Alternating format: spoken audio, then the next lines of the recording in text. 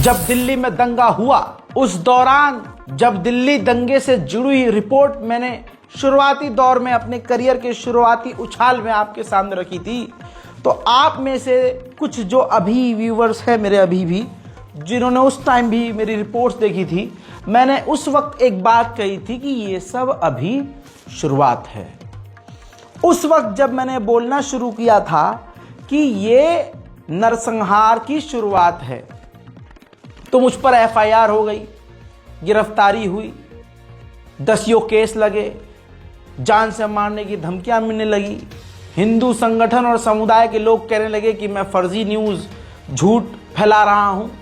लेकिन आज वही समाज मुस्कुरा रहा है कि ये सच्चा था और हमने इसे फंसाया था। और आज वो लोग शर्मिंदा हुए जो मुसलमान होते हुए ये कह रहे थे कि यार रज़ा भाई आप ज़्यादा बोल देते हो। अब मर भी रहे हैं, कट भी रहे हैं, तड़प भी रहे हैं और उनकी आह को टेटवा पकड़कर दबाया जा रहा है। एक चीज़ बहुत सिंपल है, संभल में क्या हुआ अब किसी को एक्सप्लेनेशन देने की ज़रूरत नहीं है, वो कहानी हो चुकी।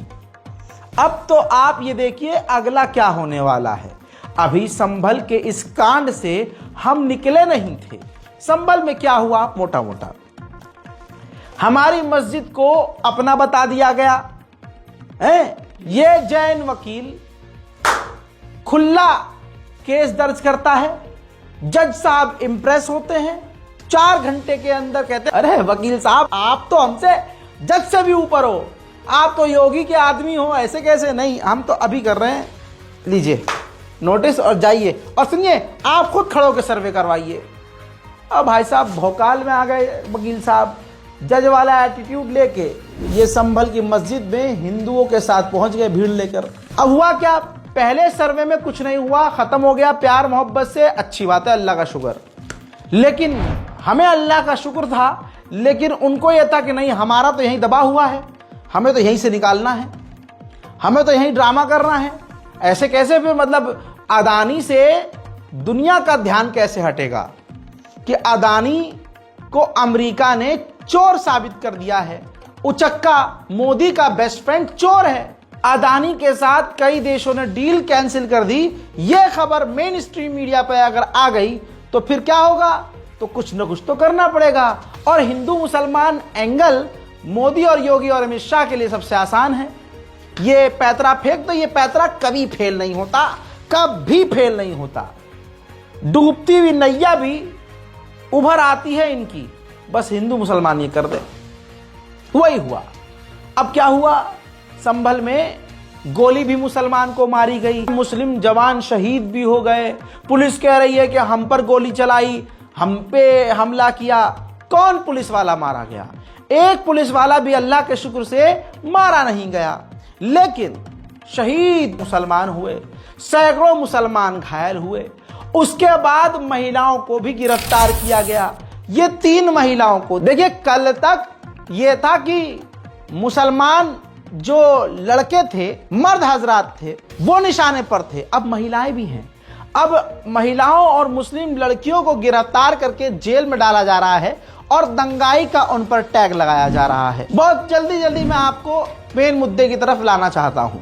हजरात, इतना ही नहीं, मतलब हमारी मस्जिद हमसे छीनी जा रही है और हमारे ऊपर गोली मारी जा रही है, हमको कत्ल करके हमारे कत्ल का इल्जाम हम पर ही लगाया जा रहा है, और फिर हमारी औरतों को गिरफ्तार किया जा रहा है, हमारे ही घरों में घुसकर तोड़फोड़ की जा रही है, हमारे ही नेताओं पर एफआईआर की जा रही है, और हमारे हक में कोई भी बोल रहा है तो उसके खिलाफ एफआईआर की जा रही है। ये चल रहा है, ये मोटा मोटी आपको बता दिया है। और हजारों लोगों पर, हमारे अपनों पर ही एफआईआर करके सैकड़ों को गिरफ्तार करने की तैयारी की जा रही है। साथ ही पूरे हमारे ही इलाके को छावनी में तब्दील किया गया है। एक तरफा जुल्म हो रहा है और ये पूरा खेल कौन खेल रहा है? हिंदू संगठन। आज आपको एक बात अपनी और याद दिला दूं, ऐसी बातें और भी लोग बोल चुके हैं, लेकिन मैं 4 साल पहले इस बात को बोल चुका था कि हमारे हर संस्थान में आरएसएस बीजेपी के लोग, खासकर आरएसएस के लोग पहुंच चुके हैं। हमारी लोकसभा सांसद के स्पीकर ओम बिरला जो खुद आरएसएस के कट्टर मेंबर हैं। बताइए, जो लोकसभा में बैठा हुआ मास्टर है वो आरएसएस, देश की बड़ी बड़ी सेवा में काम करने वाला, न्यायपालिका में काम करने वाला, सिविल सर्विस में काम करने वाला, कंपनियों में काम करने वाला, सरकारी कोई संस्था है, प्राइवेट कोई संस्था है, उसमें बैठे हुए अगर 10 लोगों की कमेटी है तो उसमें 5 लोग आरएसएस के हैं और वो 5 इंपॉर्टेंट है, सबसे बड़े पद पर हैं। ये सच्चाई है। तो अब हो क्या रहा है, कानून के रखवाले सरकार के इशारे पर कर रहे हैं सारा कांड।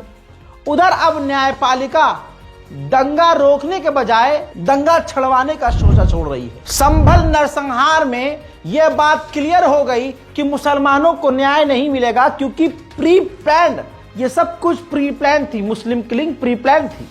अभी हम इसी में उलझे हुए थे।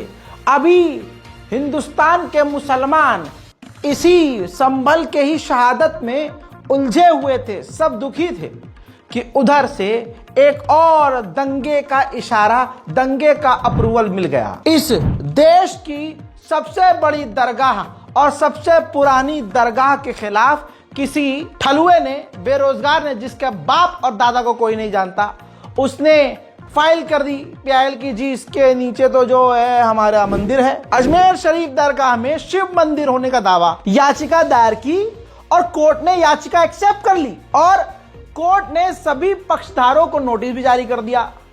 सुनवाई के लिए 20 दिसंबर का दिन भी तय कर दिया। अब आप समझ लीजिए, यह हिंदुस्तान की सबसे पुरानी दरगाहों में से एक दरगाह है, जो कि सबसे बड़ी दरगाहों में इसका नाम आता है, और कह दिया इसको क्या, हिंदू मंदिर। यह सारा खेल पीछे से चल रहा है।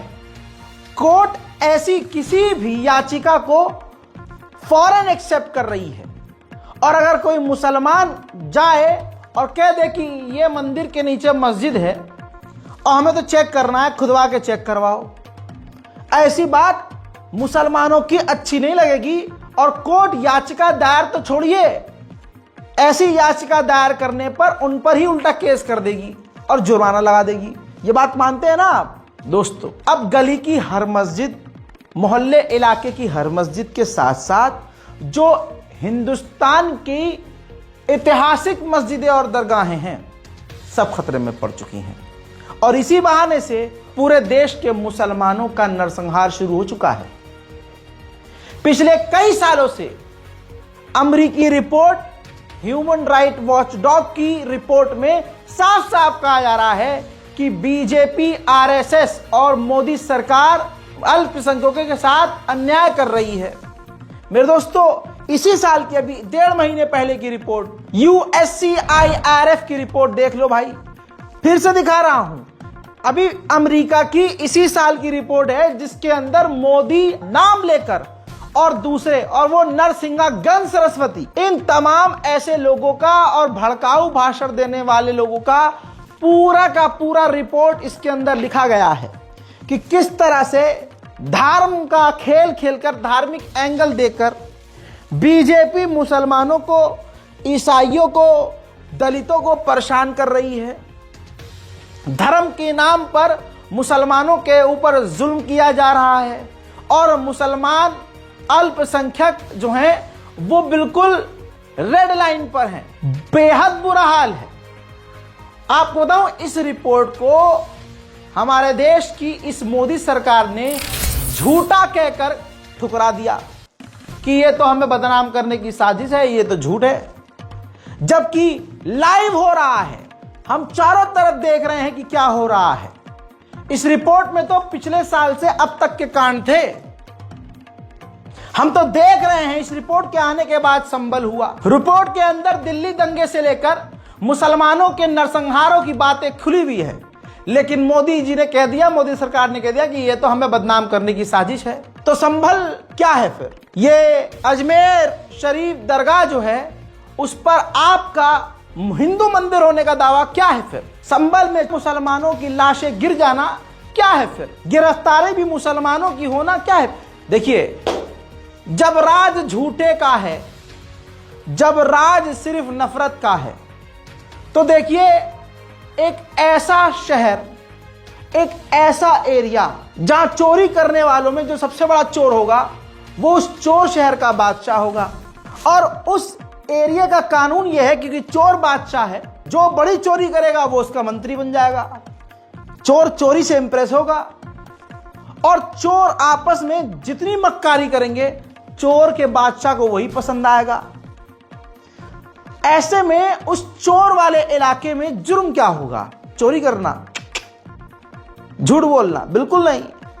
उस चोरों के इलाके में अगर कोई सच बोलेगा तो वो उस चोर के इलाके के लिए खतरा होगा कि अरे यार ये तो खोल देगा सारी पोल तो हमारा तो बादशाह भी बर्बाद हो जाएगा।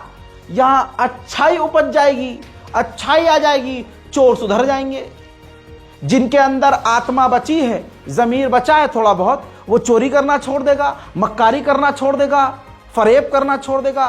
तो चोरों के इलाके में, गंद के इलाके में सच और ईमानदारी जुर्म है। आप सोचिए, आप लिंक कीजिएगा, समझदार हैं आप।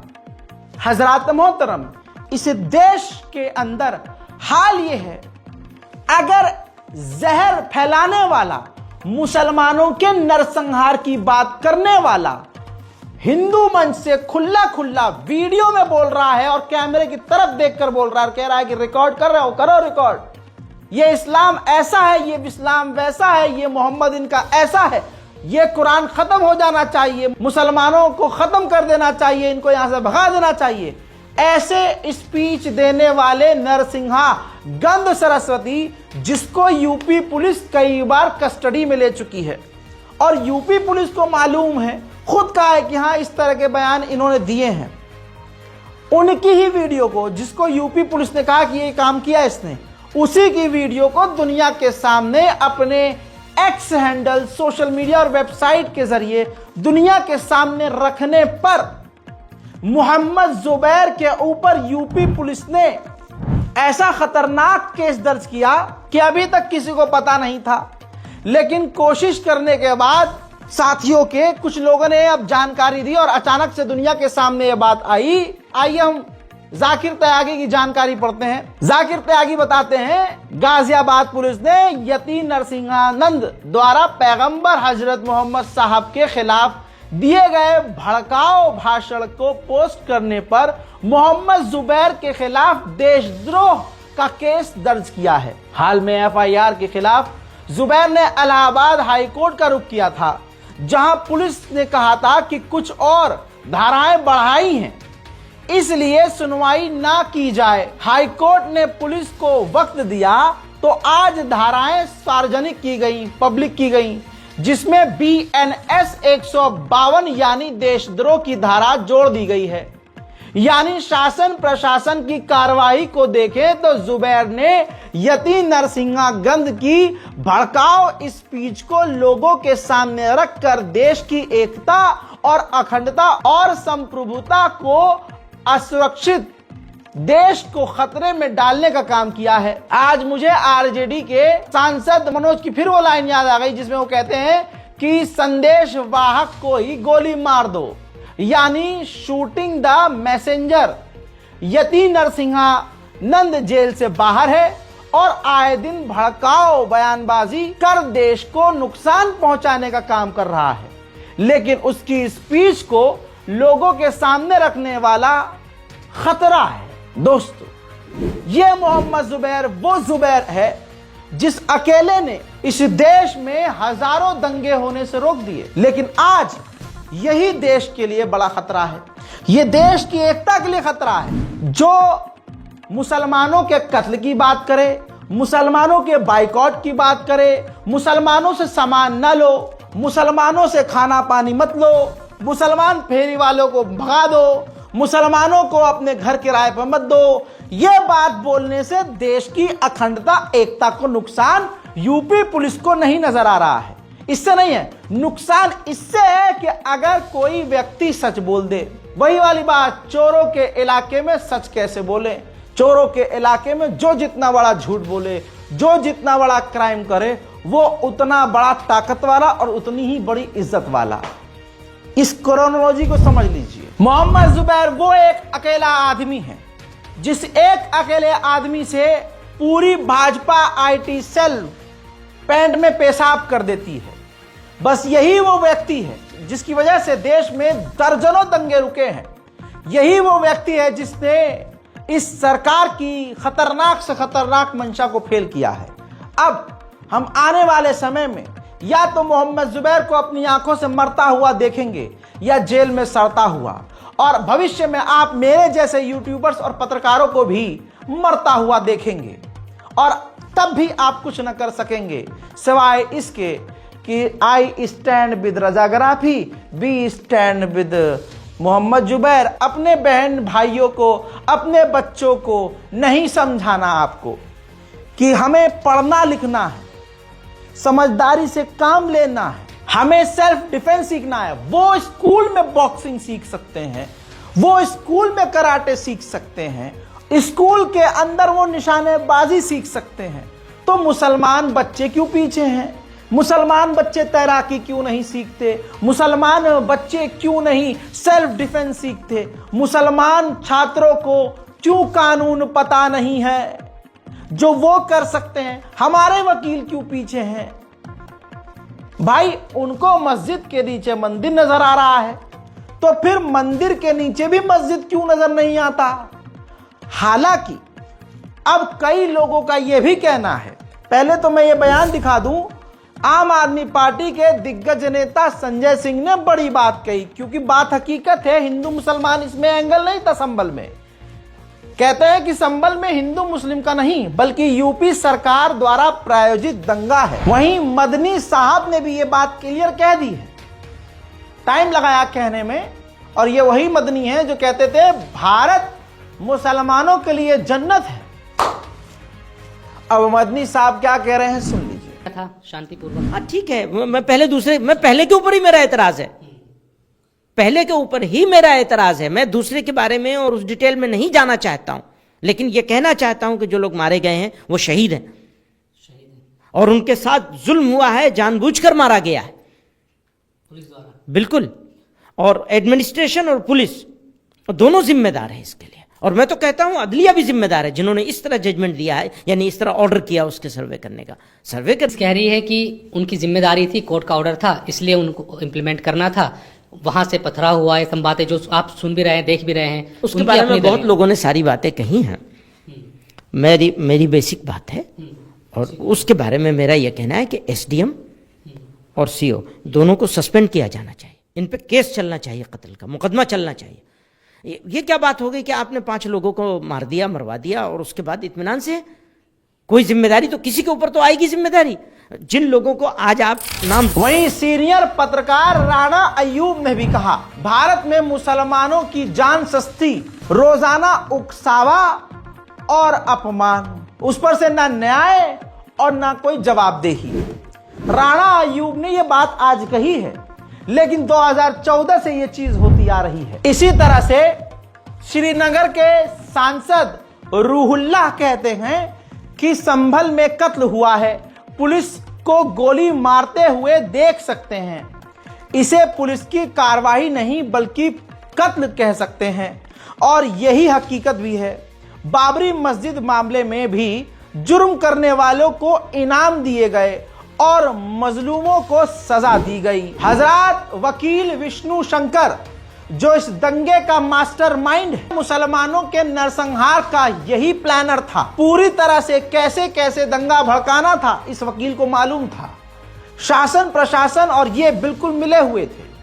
अब डिजिटल मीडिया प्लेटफॉर्म आज तक ने इससे जाकर इंटरव्यू जो लिया है, उस इंटरव्यू को जरा सा मैं देख रहा था, तो उस वकील के अंदर जो घमंड एटीट्यूड और जो ओवर कॉन्फिडेंस है वो दिख रहा है कि योगी जी का पर्सनल हाथ इसके ऊपर है, चीफ जस्टिस चंद्रचूड़ का पर्सनल हाथ इसके ऊपर है, वरना कोई इतना कॉन्फिडेंस में आके इतनी बकवासबाजी नहीं करता।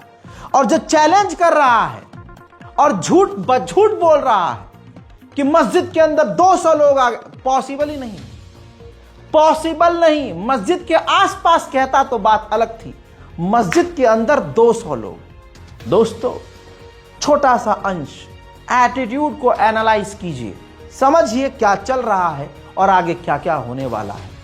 अजमेर चल रहा है दिमाग में। अजमेर बहुत छोटी सी चीज है। हिंदुस्तान की हर बड़ी मस्जिद, दिल्ली की जामा मस्जिद भी सेफ नहीं है।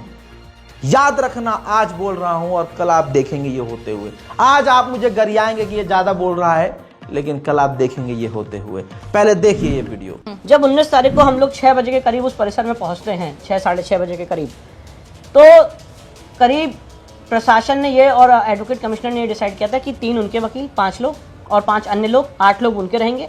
केंद्र सरकार, राज्य सरकार के वकील और प्लेंटिफ की तरफ से 2 वकील। कितने लोगों को परिसर के अंदर रहना था सर्वे के दौरान। ये समाजवादी पार्टी के सांसद और विधायक कैसे घुस गए सर्वे में और सर्वे की प्रोसीडिंग्स को और कोर्ट की प्रोसीडिंग्स में इंटरफियर करने लगे और बताने लगे कि सर्वे आप कर लीजिए जल्दी। आप सपा के सांसद और विधायक दोनों थे अंदर और वहां पे उनके कम से कम 200 से 300 लोग और घुस गए। आप सोच रहे हो कि एक वकील को डरा धमका के आप दबा लोगे, तो भूल जाएं, विष्णु शंकर जैन और हरिशंकर जैन दबने वाले नहीं है। ये मामला किया और आपके चैनल पे ऐलान कर रहा हूं, और मामले भी करेंगे, जिसको जो बन पड़ता है कर ले। हिंदू पक्ष को कोर्ट ने सुन लिया वहां पर, लेकिन दूसरे पक्ष को सुना ही नहीं। तो इतनी क्या जल्दी थी सर्वे करने की? पहली बात, जब ये सारे आदेश हुए माननीय न्यायालय के द्वारा 2:38 एटीट्यूड देखा, फुल कॉन्फिडेंस देखा, पता है उसको मस्जिद गिराई जाएगी, ये अंदर से कुछ ना कुछ निकाल लेंगे और जीत जाएंगे।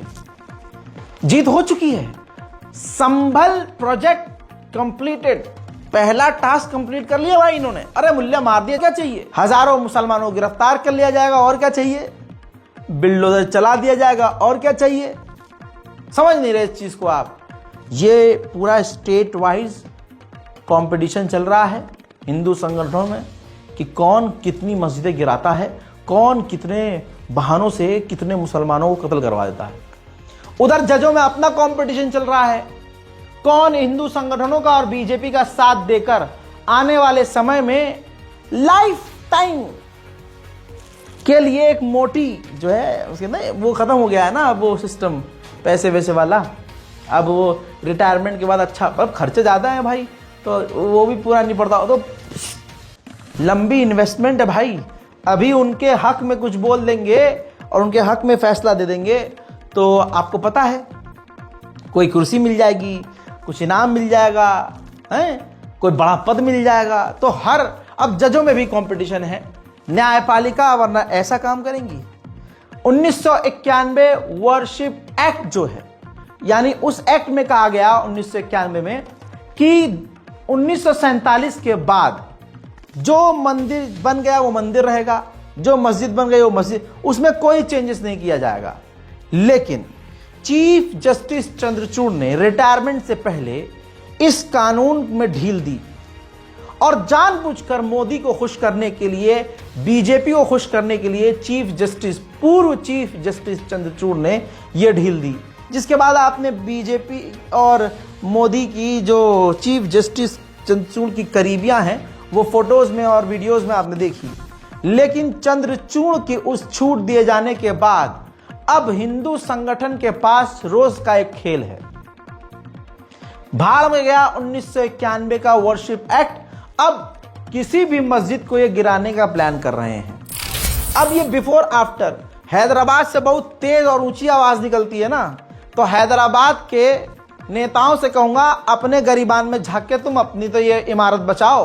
अब कुछ मुसलमान कहेंगे यार ये तो मस्जिद थोड़ी ना है।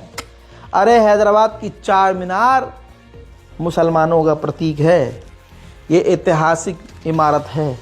यहां पर आप देख लीजिए, आप बात सिर्फ मस्जिद की कब्जे की नहीं है, कल को ये आपके घर पर भी कह देंगे कि ये जो मुल्ला जी का ये जो बिल्डिंग है इसके नीचे मंदिर है। अब आप देखिए बिफोर आफ्टर, जिस जगह पर कोई भी मंदिर नहीं था, ऐतिहासिक पुरानी फोटोज में देखिए, आज उस जगह बड़ा मंदिर बन चुका है। और हैदराबादी जो मुसलमान, जो बहुत जोशीले मुसलमान होते हैं, वो बेचारे टुकुर टुकुर चुपचाप देखते ही रह गए। हजरात, अजमेर, आज दरगाह अजमेर के ऊपर तलवार लटका दी गई। जज साहब ने पिटीशन एक्सेप्ट कर ली क्योंकि उनको भी भविष्य देखना था अपना। यार हम जैसे जाहिलों को पता है कि 1991 वर्शिप एक्ट के तहत जो 1947 के बाद मंदिर है वो मंदिर रहेगा, जो मस्जिद है वो मस्जिद रहेगी, हैं? हमें पता है, जज साहब को नहीं पता। यह कानूनी मुसलमानों की मॉब लिंचिंग और नरसंहार है दोस्तों। अब जिस मजार के नीचे मंदिर की बात की जा रही है, उसी मजार पर पिछले साल तक तस्वीर देखिए। अक्सर माननीय प्रधानमंत्री मोदी जी, इस देश के सबसे चहीते प्रधानमंत्री मोदी जी चादर भेजा करते थे, चादर। और इसके बाद इन मोदी के इतने दीवाने चाहने वाले मुसलमानों में से कुछ ऐसे मुसलमान, ये मुसलमान जो उसी अजमेर शरीफ के, दरगाह अजमेर शरीफ के मेंबर हैं, कमेटी मेंबर हैं। हजरात, जब वक्फ बोर्ड अमेंडमेंट बिल आया तो अजमेर राजस्थान के ये जो चेयरमैन हैं, ऐसा बताया जा रहा है, एक्चुअल में इनकी क्या पोजीशन है मुझे नहीं पता, लेकिन ये अजमेर शरीफ के ही हैं। ऑल इंडिया सूफी सज्जाद नशीन काउंसिल के ये कहा जा रहा है कि मेंबर हैं। और इन्होंने वक्फ बोर्ड अमेंडमेंट बिल यानी वक्फ बोर्ड पर मोदी, योगी, अमित शाह, बीजेपी के कब्जे को सही बताया था। जो वक्फ बोर्ड अमेंडमेंट बिल रिजेक्ट करने की बात मुसलमान कर रहे थे, एक तरफ सारे मुसलमान और एक तरफ ये मोदी के इशारों पर उछल रहे थे। जैसे को तैसा, तुम कितना भी चाटुकारिता करो मुल्ला जी, जितना भी कर लो चाटुकारिता, ये तुम्हारी नरेटिव पकड़कर मोड़ ही देंगे।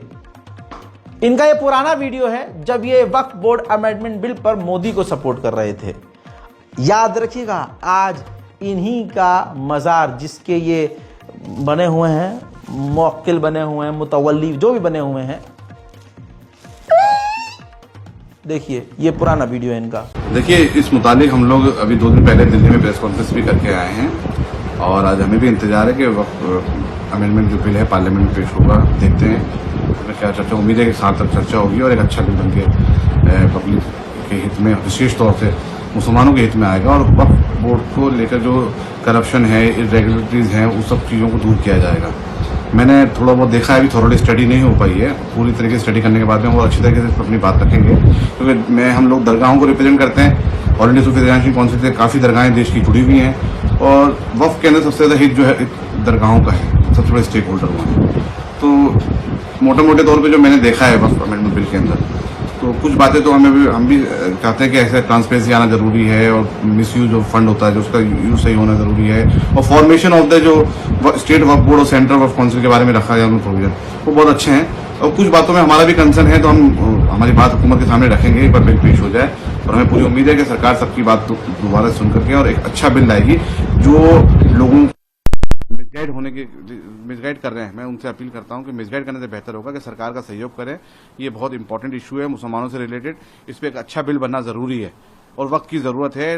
वक्फ बोर्ड का करप्शन दूर होना जरूरी है, जो मिसयूज ऑफ द लैंड हो रहा है, मिसयूज ऑफ द फंड हो रहा है वक्फ का, जो सिर्फ और सिर्फ गरीब गुरबाओं के इस्तेमाल में होना चाहिए, अपलिफ्टमेंट ऑफ सोसाइटी होना चाहिए, उसको दूर करने की जरूरत है। ट्रांसपेरेंसी आना बहुत जरूरी है। कुछ सेक्शन से मेरे को भी बहुत अच्छे लगे हैं और 1-2 सेक्शन है उसमें हमारा डिस्कशन चला हमारी एक्सपर्ट टीम से, हम बात करके सरकार के सामने हमारी बात रखेंगे। इन मुल्ला जी के बहुत सारे वीडियो ऐसे हैं जिसमें खुला ये मोदी जी को और भाजपा को सपोर्ट कर रहे हैं। अब सवाल ऐसे चाटुकारिता करने वाले, भाजपा को चाटने वाले मुसलमानों से करूंगा मैं।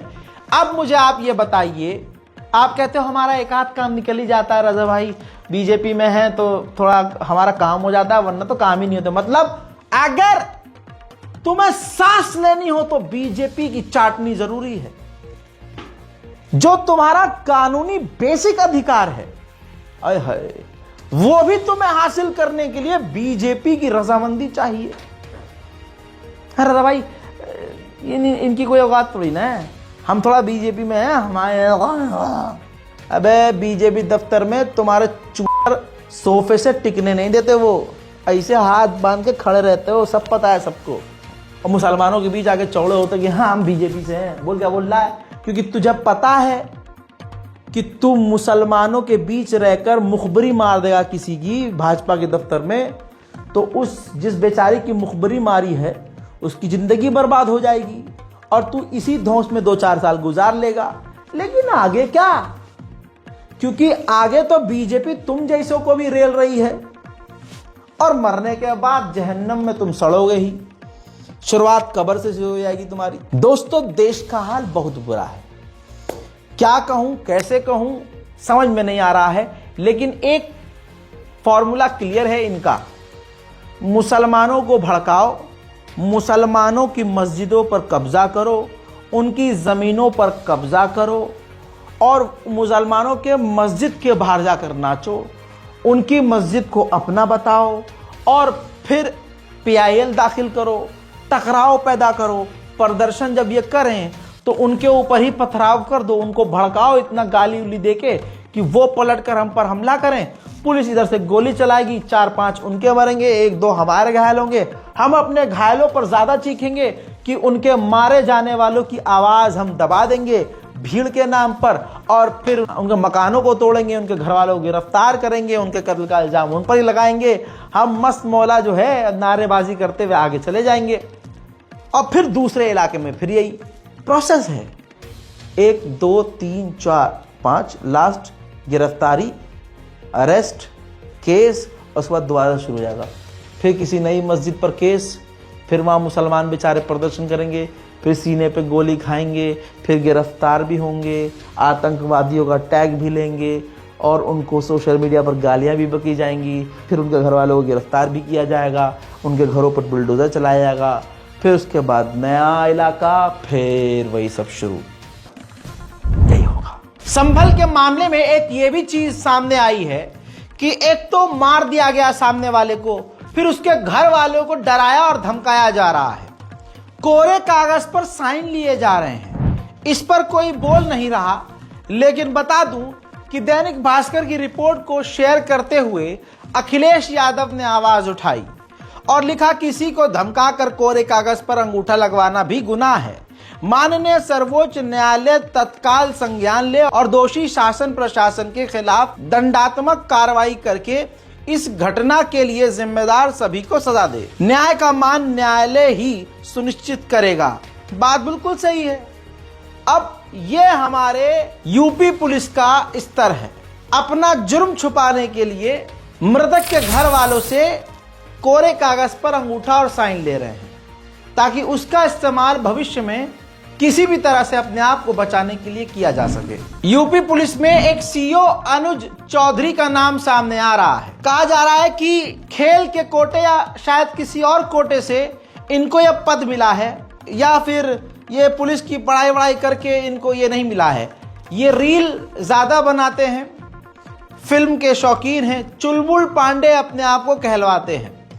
जाने अनजाने में बातों ही बातों में इस बात को इन्होंने माना कि यूपी पुलिस ने ही गोली चलाई थी, क्योंकि एबीपी के पत्रकार जब पूछ रहे थे इनसे तो ये कह रहे हैं सामने से कि हम भी तो पुलिस वाले हैं, हमारा भी तो परिवार है, मतलब हम गोली खाने के लिए थोड़ी ना आए हैं, मरने के लिए थोड़ी ना है, तो ये मारने के लिए हैं। ये कानून का राज करने के लिए, कानून का राज फैलाने के लिए नहीं, ये आपकी और हमारी सेवा में नहीं, बल्कि ये रील बनाने के लिए हैं, स्टाइल मारने के लिए, गोली मारने के लिए हैं। रील पर जाऊं, शॉर्ट्स पर जाऊं तो इनके बहुत वीडियो सोशल मीडिया पर पहले भी वायरल है और इनका विवाद से पुराना नाता रहा है। अब कुछ सेकंड के वीडियो से आप समझ जाएंगे कि इनका जो एटीट्यूड है वो ऐसा क्यों है, क्योंकि पीछे से योगी का हाथ इनके ऊपर है। ये सारी छूट माननीय योगी जी की दी हुई है, जिसकी वजह से ये सब कुछ हो रहा है। अगर आपको लगे कि ये पुलिस की टोन है तो फिर क्या ही कहने, वरना आपको साफ क्लियर कट पहली लाइन में दिख जाएगा कि गुंडे की टोन और इनकी टोन में कोई फर्क नहीं है।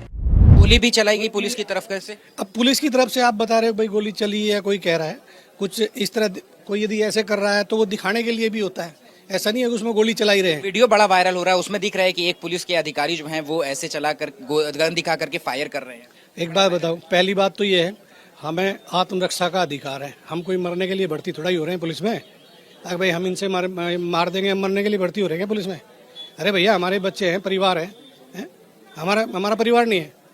अगर इनके लिए ये एक पढ़े लिखे आदमी को और एक इस तरह के जाहिल मार देंगे, एक जीवन खत्म होता है, पूरा परिवार, पूरी फैमिली है एक पुलिस वाले की। आप पुलिस में पुलिस, अरे आप सिचुएशन देखिए ना, क्या सिचुएशन थी पुलिस की। रहा था वो बना लेते अंदर घुस के, जब वो इतने प्यार से काम हो रहा था तो वहां बना लेते ना वीडियो घुस के, आपको पता चल जाता। एक बार मैं आपसे वो आरोप बता रहा हूँ कि जो परिवार है वो कह रहा है कि सीओ कह रहे थे कि ठोक दो और उनके आदेश पर ही गोली मारने का। मेरी कोई आवाज बता दे ठोक दो या कुछ इस तरह से, ठीक है। मैंने सिर्फ कानून व्यवस्था को शांति बनाने के लिए जो भी उपयुक्त बल जो प्रयोग करना पड़ा वो किया है, ना किसी की मारने की, ना हमारी कोई बदनीयती थी या किसी को क्या होगा। उन लोगों में इस तरह की भीड़ थी, वो किस तरह के लोग थे, क्या थे, कोई कहीं का, कोई कहीं का, कोई अपराधी था, कोई क्या था, ठीक है। वो उनकी आपसी रंजिश भी हो सकती है। आखिरी सवाल है अनुज जी मेरा। बस आप समझ सकते हैं इनकी टोन से ही कि कातिल कौन है।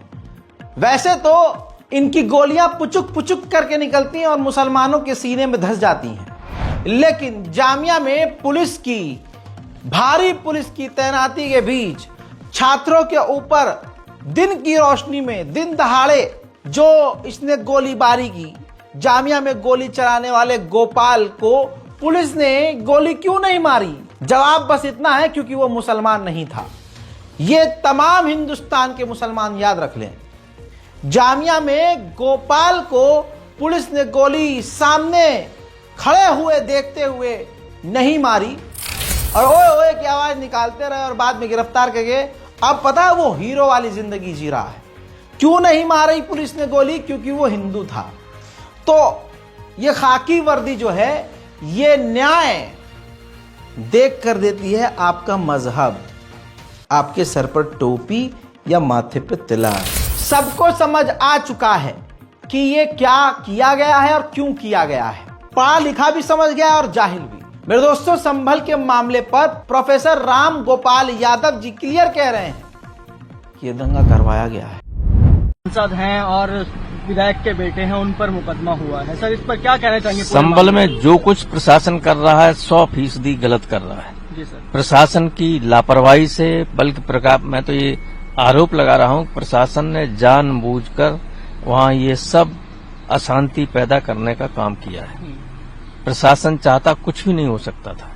प्रशासन ने ही लोगों को जो जा रहे थे मस्जिद में नारे लगाते हुए उकसाया और ये प्रदर्शित किया कि जैसे मस्जिद पे लोग कब्जा करने जा रहे हैं, जिसकी वजह से ये सब कुछ हुआ। सर, कल आपका एक और बयान आया था कि पुलिस इस तरह की कार्रवाई करेगी तो पत्थरबाजी होती रहेगी। तो अच्छा, जब कोई न्याय नहीं कहीं से मिलेगा तो निराश होकर आदमी क्या करता है? निराश होकर न्याय मिलेगा तो कभी कुछ नहीं अशांति होती। हमेशा शांति न्याय के रास्ते से ही निकलती है और न्याय जब नहीं मिलता है, निराश हो जाता है आदमी, कहीं से न्याय नहीं मिलता है तो कुछ न कुछ तो लोग करते ही। फिर सर, कुछ चीजें बिल्कुल साफ हो चुकी हैं। ऐसे हिम्मत वाले कुछ चेहरे हैं जो 4 लाइनों में आपको आज का काला सच बता रहे हैं। उनमें से स्वरा भास्कर, जो हिंदूवादी संगठनों के निशाने पर रहती है, कहती है हम उस स्थिति पर हैं जहां कानून नागरिकों की हत्या सिर्फ इसलिए कर रहा है क्योंकि वो मुसलमान हैं। दूसरी तरफ एक इस तरह के व्यक्ति हैं जो लगातार समाज को भड़का रहे हैं।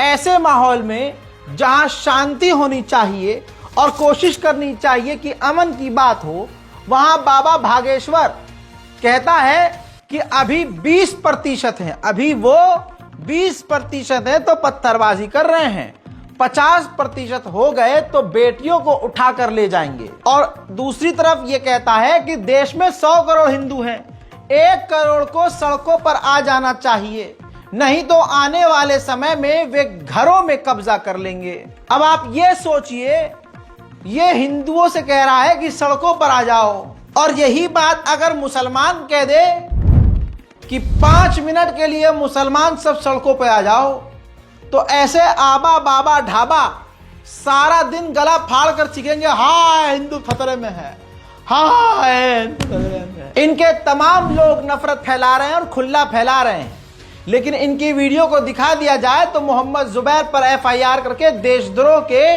कैटेगरी में डाल दिया जाता है। ये कलयुग है दोस्तों। मुकेश खन्ना को, यानी हमारे शक्तिमान को कौन नहीं जानता पूरी जिंदगी में। ये अभी पिछले 1 महीने से लगातार रोस्ट हो रहे हैं और पिछले 10 दिन से तो बहुत ज्यादा। दोस्तों, इन्होंने अपनी जिंदगी में 2-3 कैरेक्टर अच्छे किए।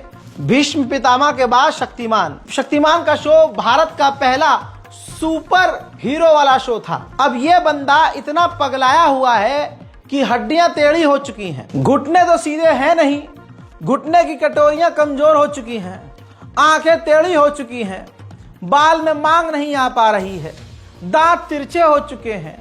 इसकी जो पंचदेव शक्तियां थी जिससे वो शक्तिमान बनता था, उनमें से अब इसके अंदर एक भी नहीं है। शक्तिमान के कपड़े भी इसको फिट नहीं आ पा रहे हैं, पेट बाहर निकल चुका है और कई चीजें अंदर पिचक चुकी हैं। लेकिन मुकेश खन्ना को इतना भरम है कि शक्तिमान का कैरेक्टर सिर्फ वही कर सकता है और दुनिया भर के अवार्ड से ऊपर इसका शक्तिमान है। इसी वजह से पिछले हफ्ते से यह जलील हो रहा है।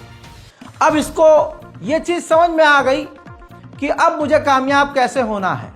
कलयुग का शक्तिमान है, यह भी भड़काएगा और अब शक्तिमान वाला शो मैं बता रहा हूं ना कैसे अब हिट होगा। शक्तिमान हिट हो जाएगा, हिंदू समुदाय के लोग इसी बुढ़े शक्तिमान को पसंद करेंगे अगर शक्तिमान अपने शो में किलविश का धर्म मुसलमान बता दे, किलविश को मुसलमान बता दे कि किलविश जो कहता था अंधेरा कायम रहे, वो ये कह दे कि इस्लाम कायम रहे। बस शक्तिमान को किसी भी बूस्ट की जरूरत नहीं है। अब ये शायद धीरे धीरे मुकेश खन्ना को समझ में आ रहा है।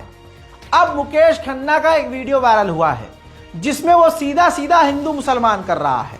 यह कलयुग का शक्तिमान है दोस्तों। हमारे वक्त का शक्तिमान तो चुम्बेश्वरी था, उसके एक इशारे पर लोग जान दे भी देते थे और जान लेने को भी तैयार थे। बच्चे छत पर चढ़ जाते थे और कूद जाते थे कि शक्तिमान बचाने आएगा। इस व्यक्ति से इंसान को यह आस्था हो गई थी और आज यही शक्तिमान, कलयुग का शक्तिमान, हिंदू और मुसलमान कर रहा है। देखिए, बैठिए। जैसे मुस्लिम लोग जुमा की नमाज पढ़ते हैं, पूरा हिंदुस्तान दुकान बंद करके आते हैं और नमाज पढ़ने बैठते हैं। अगर आप ड्रोन शॉट लो ऊपर से तो आपको मालूम पड़ेगा। आप कहते हैं 20 करोड़ है, 30 करोड़ मुस्लिम है। साहब आप देखोगे सारे मुस्लिम एक साथ बैठकर नमाज पढ़ रहे होते। हिंदुओं के पास क्या है? मैंने कहा था जुम्मा की नमाज है, संडे की मास है। हिंदुओं के पास क्या है? मैं कई लोगों को पूछता हूँ, आप मंदिर जाते हो? बोला हम जाते हैं। मैं कब जाते हो? बोला गुरुवार जाते हैं, को बोलता है शनिवार जाते हैं, को बोलता है संडे जाते हैं। अरे साहब एक दिन क्यों नहीं जाते?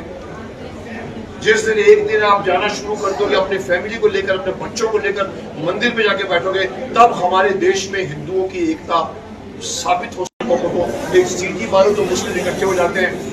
हिंदुओं में आप 100 सीटियां मारो तो भी कोई इकट्ठा नहीं होगा, क्योंकि सब बटे हैं, बढ़ चुके हैं, बटने का फायदा उठाया जा रहा है। इसलिए ये वक्त है जहां पर मैं कहूंगा कि सनातन धर्म को वापस लाया जाए, गुरुकुल को वापस लाया जाए। आज की शिक्षा परंपरा, लॉर्ड मैकॉले ने 1835 में 6ठी क्लास में इंग्लिश डाल दिया था।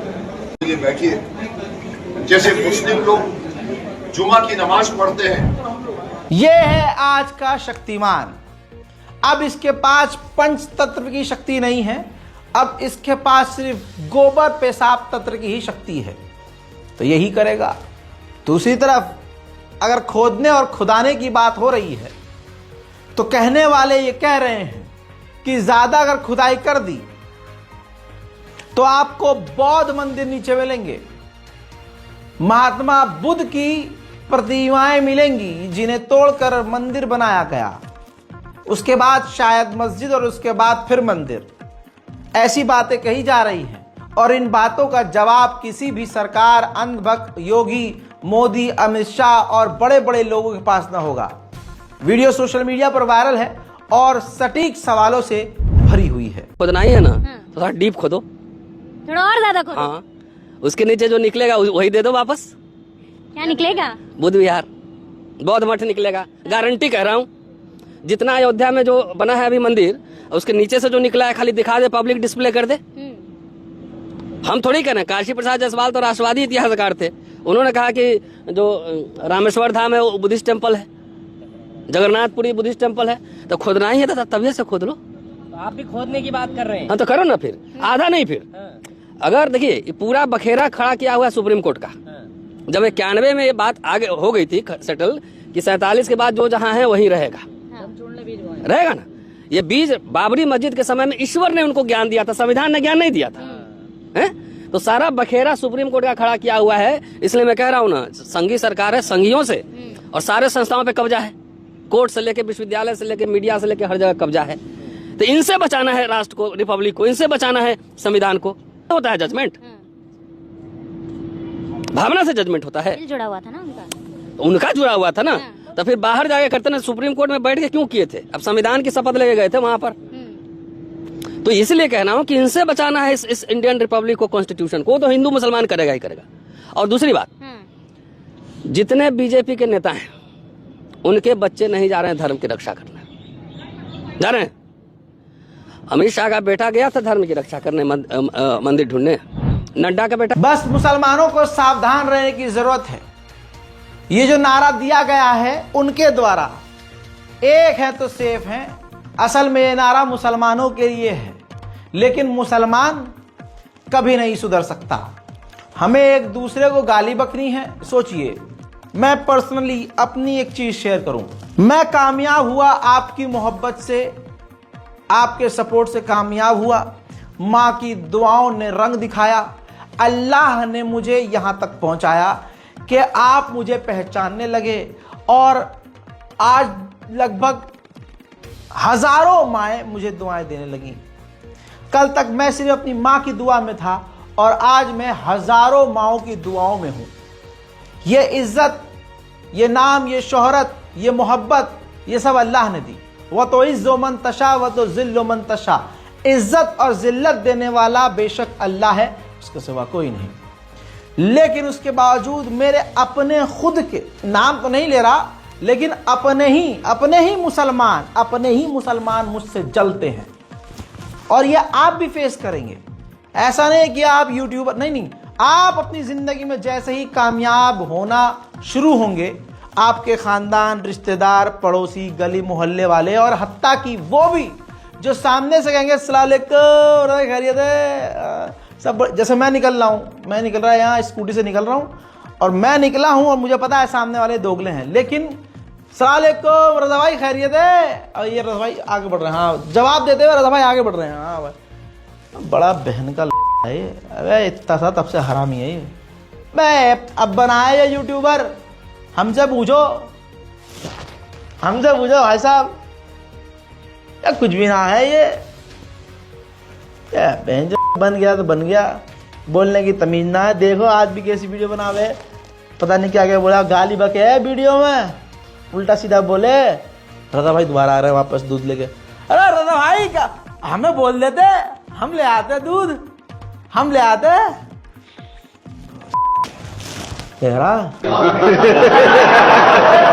भाई हंसने वाली बात नहीं, हकीकत है। हम मुसलमानों में एक दूसरे से हसद है, जलन है बस। सोचिए, मोटिवेशन के लिए एक बात बता रहा हूं। जब मैं स्कूल जाया करता था तब से गली के नुक्कड़ पर खड़े होकर मुझे प्रताड़ित किया करते थे, कमेंट किया करते थे, उल्टा सीधा बोलते थे, परेशान करते थे।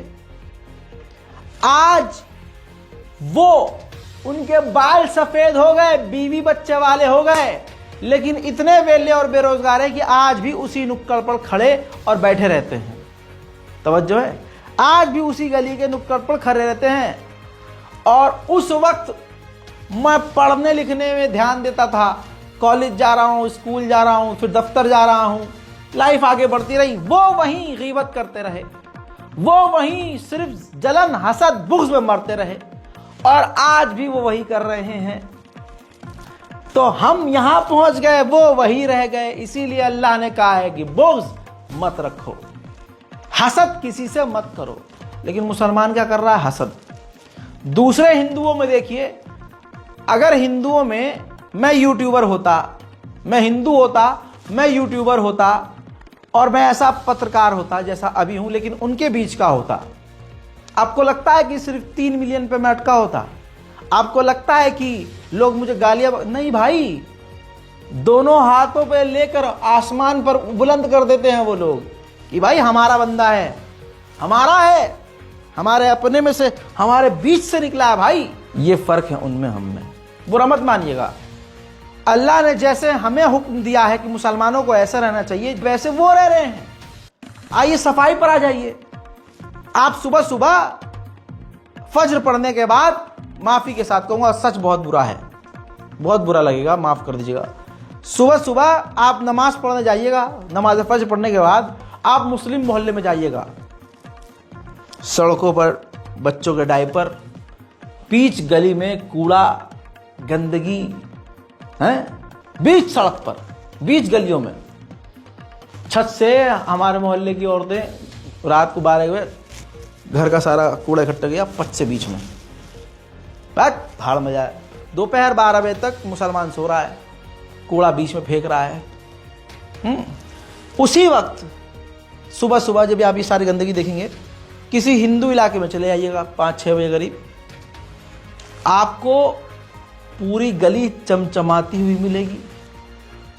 आधे से ज्यादा गली का हाल ये होगा कि सूरज निकला नहीं है, घर की औरतों ने घर का चबूतरा और चबूतरे के बाहर जो सड़क है आधी वो भी धो डाली है, घर के आगे जो सड़क गली आ रही है वो भी धो डाली है, सफाई झाड़ू पोछा सा हो चुका है। अब उनके पास पूरा दिन पड़ा है और उनके लिए दिन बहुत बड़ा है, क्योंकि वो 12 बजे तक नहीं सो रहे हैं।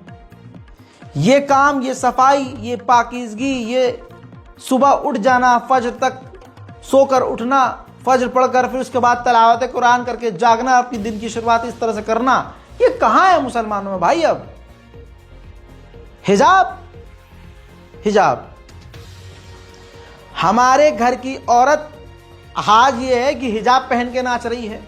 नहीं, वीडियो नहीं लगाऊंगा मैं माजरत के साथ।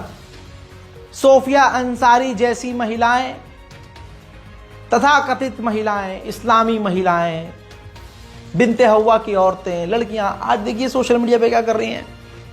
पहले जो ये सीन कर रही हैं सोशल मीडिया पे, जो लड़कियां कर रही हैं, वैसा सीन किसी फिल्म में होता था तो उसको C ग्रेड दिया जाता था।